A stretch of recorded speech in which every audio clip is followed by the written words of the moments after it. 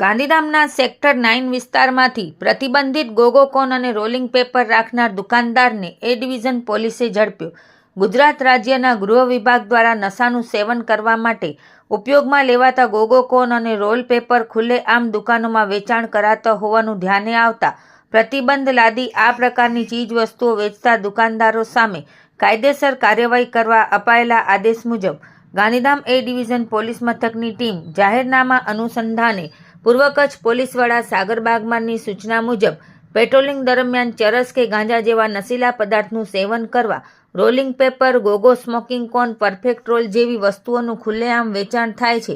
તેવી માહિતીના આધારે સેક્ટર 9A પ્લોટ નંબર 44માં આવેલ મોરબિયા ચેમ્બર્સની દુકાન નંબર 12A માં કમલેશ કોલ્ડ્રિંક્સ નામની દુકાનમાં માહિતીના આધારે દરોડો પાડી તલાશી લેતા ₹690ની કિંમતના પ્રતિબંધિત 46 કેપ્ટન ગોગો કોન અને ₹810ના મૂલ્યના 81 કેપ્ટન ગોગો રોલિંગ પેપર મળી આવતા ₹1500નો મુદ્દામાલ જપ્ત કરી દુકાનદાર કમલેશ ગોવિંદભાઈ ઠક્કર સામે જાહેરનામા ભંગનો ગુનો નોંધી કાયદેસરની કાર્યવાહી કરી હતી. આ કામગીરી એ ડિવિઝન પીઆઈ MD ચૌધરી અને સર્વેલન્સ સ્ટાફના પોલીસ કર્મચારીઓ દ્વારા કરવામાં આવેલ છે.